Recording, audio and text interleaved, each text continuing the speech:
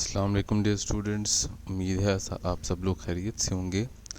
Today we are back with another topic of first year chapter number 8 which is Le Chatelier principle. Le Chatelier principle, इसके मुतालिक मैं आप लोगों को थोड़ा सा ब्रीफ कर दूं। देखें, हम लोग इस चैप्टर के अंदर इक्विलिब्रियम के बारे में जो है वो पढ़ रहे हैं। इक्विलिब्रियम कहा जाता है कि जब आपके पास रेट ऑफ फॉरवर्ड और रिवर्स रिएक्शन बराबर हो जाते हैं और कंसंट्रेशन आपके पास रिएक्टेंट्स और प्रोडक्ट्स की कांस्टेंट हो जाए जिस मकाम पे, तो उस पोजीशन को इक्विलिब्रियम कहा जाता है। देखें, हर रिएक्शन की ये कोशिश होती है कि वो जल्द से जल्द इक्विलिब्रियम को अटेन कर सके। इक्विलिब्रियम अटेन करने के बाद जितने रिएक्टेंट्स प्रोडक्ट्स के अंदर कन्वर्ट होते हैं उतने ही प्रोडक्ट्स वापस रिएक्टेंट्स में तब्दील हो रहे होते हैं। तो इस मौके के ऊपर आपके पास रिएक्शन स्टेबल कंडीशंस में होती हैं। लेकिन अगर आप थोड़ा सा अपना दिमाग इस्तेमाल करें, थोड़ी सी लॉजिक हम क्रिएट करें यहाँ पे, तो अगर जितने भी प्रोडक्ट्स फॉर्म हो रहे हैं वो तमाम के तमाम वापस रिएक्टेंट्स में तब्दील हो जाएंगे, तो हमें मॉनेटरीली कोई फ़ायदा नहीं होगा और हमारे पास प्रोडक्ट की एक अच्छी क्वांटिटी प्रोड्यूस नहीं हो सकेगी। तो दैट इज़ वाई इक्विलिब्रियम का अटेन होना हमारे लिए फ्रूटफुल नहीं है, लेकिन इक्विलिब्रियम को डिस्टर्ब करना हमारे लिए फ्रूटफुल ज़रूर साबित हो सकता है। फॉर एग्ज़ाम्पल, आप लोग कोई स्पेसिफ़िक प्रोडक्ट या कोई स्पेसिफ़िक रिएक्टेंट प्रिपेयर करना चाहते हैं, लेकिन वो रिएक्शन इक्विलिब्रियम की नज़र हो जाता है और आपके पास जितने भी प्रोडक्ट्स फॉर्म होते हैं वो तमाम के तमाम वापस रिएक्टेंट्स में तब्दील हो जाते हैं। ऐसी सिचुएशन के अंदर आपको चाहिए कि ऐसी चेंजेस लेके आएँ इक्विलिब्रियम के अंदर, ताकि उसमें डिस्टर्बेंस ऐसी हम क्रिएट करें ताकि हमारा रिएक्शन उसी डायरेक्शन में फेवरेबल रहे कि जिस डायरेक्शन में हम प्रोडक्ट्स को लेना चाह रहे हैं। तो इसलिए इक्विलिब्रियम का अटेन होना तो नेचुरल प्रोसेस है। रिएक्शन कोशिश करता है कि वो इक्विलिब्रियम की तरफ जा सके, और हम जब डिस्टर्बेंस क्रिएट करते हैं तो भी रिएक्शन की कोशिश होती है कि वो वापस इक्विलिब्रियम की तरफ जाए। तो हम जिन कंडीशंस में या जिन तरीक़ों से या जिस स्ट्रेस अप्लाई करने से हम जो तब्दीलियाँ लाने से हम इक्विलिब्रियम में तब्दीली ला सकते हैं, इक्विलिब्रियम को डिस्टर्ब कर सकते हैं, उनमें आपके पास सारे फहरिस्त जो है वो कंसंट्रेशन में तब्दीली है, टेम्परेचर में तब्दीली है, प्रेशर में तब्दीली है और क्वांटिटेटिव वॉल्यूम में तब्दीली है।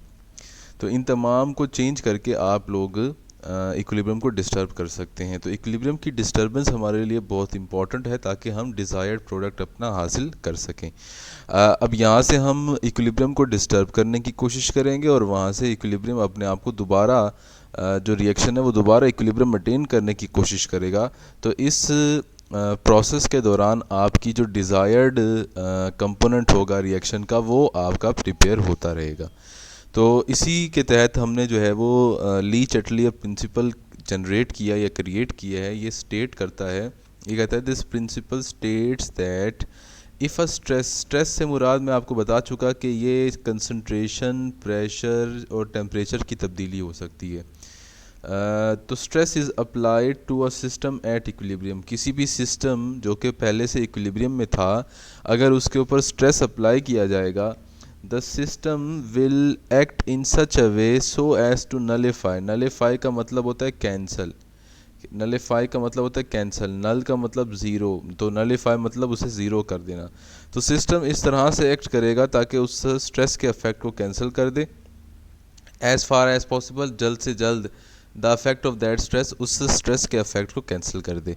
यानी कि अगर हम टेम्परेचर, प्रेशर, वॉल्यूम या कंसंट्रेशन में तब्दीली लेके आते हैं तो सिस्टम इस तरह से एक्ट करेगा कि वो उस तब्दीली को कैंसिल कर सके। इस तरह से सिस्टम या तो फॉरवर्ड जाएगा या फिर रिवर्स डायरेक्शन में जाएगा, और हमारे पास इस प्रोसीजर के अंदर जो है एक डिज़ायर्ड कंटेंट प्रोड्यूस हो सकती है हमारे प्रोडक्ट की।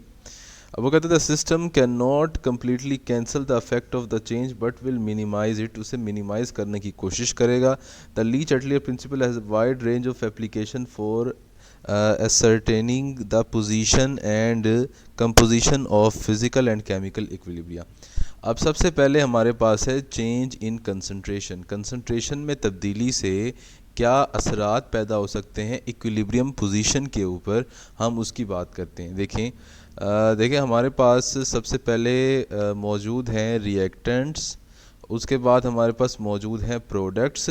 चेंज का मतलब दो तरीक़ों से लिया जाता है। चेंज का मतलब आपके पास इंक्रीज़ भी हो सकता है और चेंज का मतलब आपके पास डिक्रीज़ भी हो सकता है। अच्छा, इसी तरह से जो प्रोडक्ट्स हैं उनमें भी तब्दीली लाई जा सकती है। प्रोडक्ट्स को भी आप डिक्रीज़ कर सकते हैं या प्रोडक्ट्स को भी आप इंक्रीज़ कर सकते हैं। तो ये हमारे पास तब्दीली, अब उनसे क्या फ़र्क पड़ेगा या उनसे क्या असरात पैदा होते हैं उसकी हम स्टडी कर लेते हैं। देखें, एक रिएक्शन है जिसमें reactants are converted into products. अब हमारे पास सबसे पहला केस देखिएगा जिसमें रिएक्टेंट्स को इंक्रीज़ किया जा रहा है। अगर देखें ये साइड इंक्रीज़ होती है आपके पास तो डेफिनेटली ये साइज़ क्या होगी, डिक्रीज़ होगी। उसके मुकाबले में रिएक्टेंट्स के मुकाबले में प्रोडक्ट्स की क्वांटिटी कम होगी आपके पास। तो क्या होगा कि हमेशा रिएक्शन की डायरेक्शन होती है हाई कंसंट्रेशन से लो की तरफ।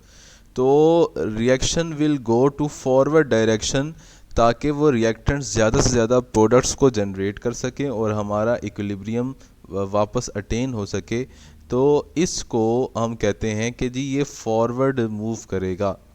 अगर हम लोग इंक्रीज़ इन रिएक्टेंट्स करते हैं तो उससे फॉरवर्ड डायरेक्शन होगी, और सिमिलरली अगर डिक्रीज़ इन रिएक्टेंट्स करेंगे तो उससे रिवर्स डायरेक्शन आपके पास देखने को मिल सकती है। इसी तरह से अगर आप लोग प्रोडक्ट्स को डिक्रीज़ करते हैं, प्रोडक्ट्स डिक्रीज़ करने का मतलब है आपके पास ये क्वांटिटी कम हो गई।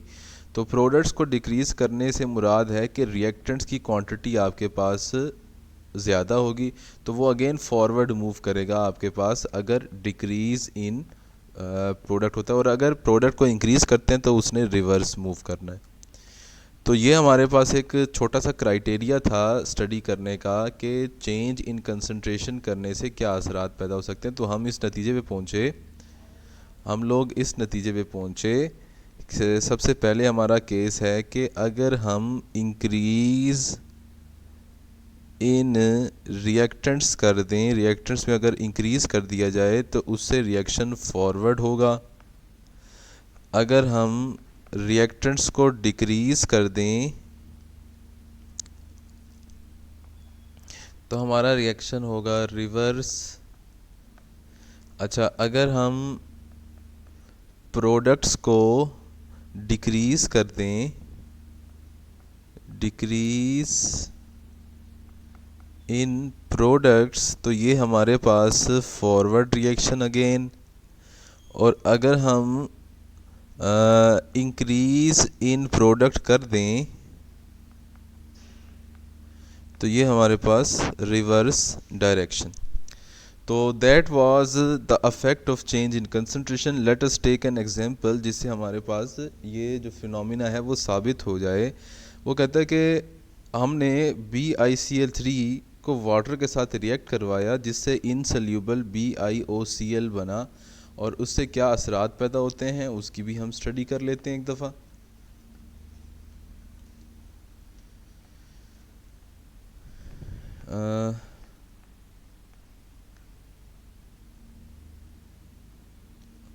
अच्छा जी, नेक्स्ट देखिएगा, उससे क्या असरात पैदा होते हैं वो हम उसकी स्टडी कर लेते हैं। जैसे BiOCl को हमने वाटर के अंदर ऐड किया तो उससे BiOCl और 2HCl की फॉर्मेशन हुई। जो एक्वस सोल्यूशन है BiCl3 का वो है आपके पास क्लाउडी इन नेचर। क्लाउडी का मतलब यानी कि इसका कलर जो है वो आपके पास मिल्की होता है।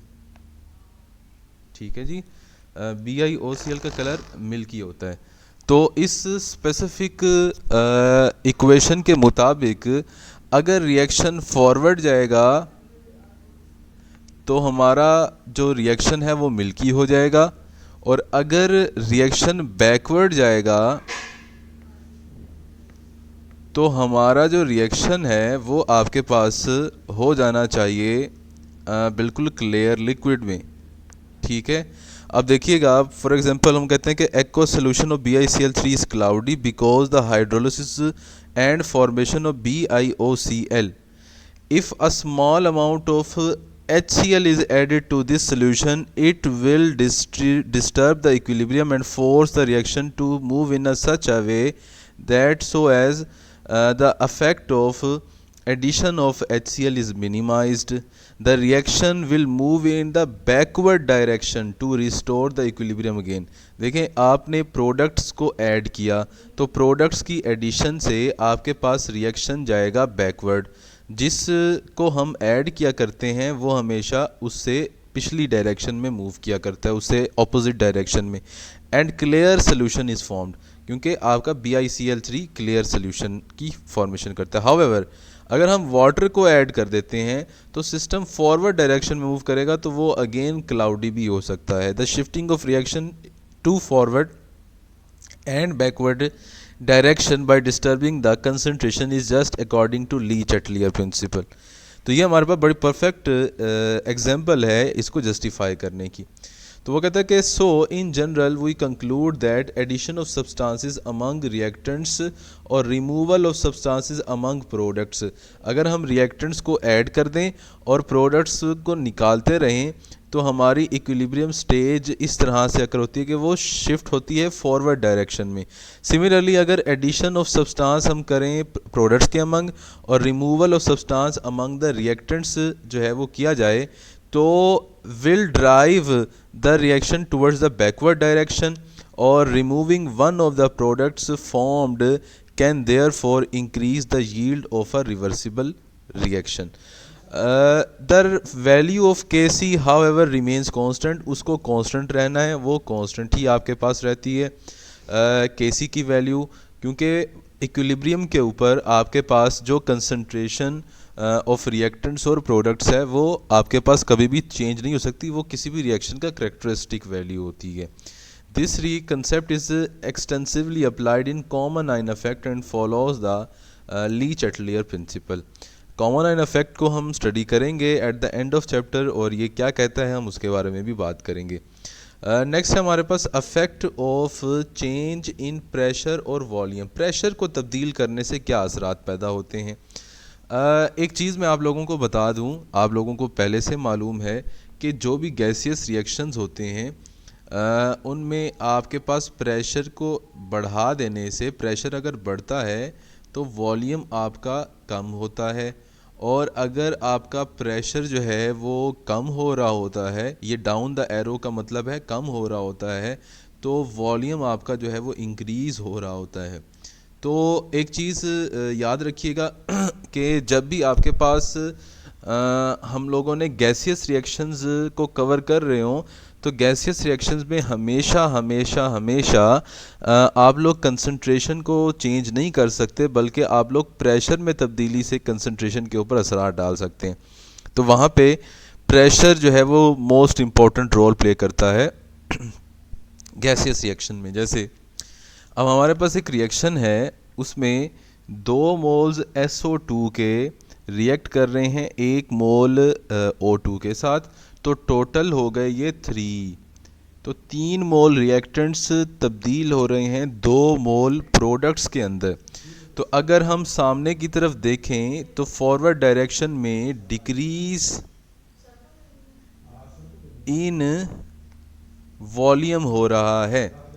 डिक्रीज़ इन वॉल्यूम, देखें डिक्रीज़ इन वॉल्यूम का मतलब क्या हुआ, डिक्रीज़ इन वॉल्यूम कैसे फेवर होगा. आप ज़रा ये सिचुएशन देखें, वॉल्यूम डिक्रीज़ हो सकता है अगर प्रेशर को इंक्रीज़ किया जाए. तो मतलब इस रिएक्शन के लिए आपके पास इंक्रीज़ इन प्रेशर करने से फॉरवर्ड रिएक्शन जाएगा, और अगर आप लोग डिक्रीज़ इन प्रेशर करते हैं तो उससे रिवर्स रिएक्शन जो है वो फेवरेबल रहेगा. तो that is the change in affect of change in pressure. लेकिन ऐसे रिएक्शंस जैसे कि मैं आप लोगों के सामने यहाँ पे नीचे लिख रहा हूँ, ऐसे रिएक्शन जिनमें number of moles of reactants और प्रोडक्ट्स आपस में बराबर होते हैं, जैसे H2 और I2 that is converting into 2HI, तो ऐसे रिएक्शंस में आपके पास चेंज इन प्रेशर कोई असर नहीं रखता. यहाँ पे भी 2 मोल्स आपके पास हैं रिएक्टेंट्स के और प्रोडक्ट्स के भी 2 मोल्स हैं, तो चेंज इन जो प्रेशर है वो यहाँ पे असरअंदाज नहीं होगा। तो चेंज इन प्रेशर सिर्फ वहाँ पे असर डाल सकता है जहाँ पे रिएक्टेंट्स का वॉल्यूम अलग हो और प्रोडक्ट्स का वॉल्यूम अलग हो, दोनों के नंबर ऑफ मोल्स डिफरेंट हों। तो that is why increase in volume या डिक्रीज़ इन वॉल्यूम जो है वो देखने में आ सकता है या देखने को मिल सकता है। Let us take a tour of the text book. Book में वो हमारे लिए क्या लिखता है, हम उसको और एग्जांपल्स कुछ जो है वो हम डिस्कस कर लेते हैं। वो हमें कहता है द चेंज इन प्रेशर और volume are important only for reversible gaseous reactions. वही बात आ गई हमारे पास जो हम पहले डिस्कस कर चुके, where the number of moles of reactants and products are not equal. The Lee-Chatelier principle plays an important role to predict the position and direction of the reaction. Take the example of SO3 gas from SO2 and O2, that is the equation, ये हम पहले ही discuss कर चुके हैं। This gas phase reaction proceeds with the decrease in number of moles, hence decrease in volume at equilibrium stage. ये मैं पहले ही बात कर चुका हूँ, फॉरवर्ड डायरेक्शन में वॉल्यूम डिक्रीज हो रहा है। When the reaction approaches the equilibrium stage the volume of equilibrium mixture is less than the volume of reactants. और सर्टेनली आपके पास डिक्रीज इन वॉल्यूम जो है further, if one decreases the volume further at equilibrium stage, the reaction is disturbed. It will move to the forward direction to minimize the effect of disturbance. और volume कैसे decrease किया जा सकता है, by increase in pressure. तो forward direction में जाने के लिए हमें इंक्रीज इन प्रेशर हम करेंगे। और a new equilibrium position while Kc remains constant. The reverse happens when volume is increased. Volume increased यानी कि टेम्परेचर प्रेशर अगर डिक्रीज़ किया जाए इक्विलिब्रियम स्टेट के ऊपर। तो दैट इज़ हमारे पास सिचुएशन थी for affect of change in pressure और वॉल्यूम। तो बाकी जो है वो हम कल डिस्कस करेंगे इसका नेक्स्ट पार्ट। तो अपना ख्याल रखिएगा, हम दोबारा कल मुलाकात करेंगे। तब तक के लिए अल्लाह हाफिज़।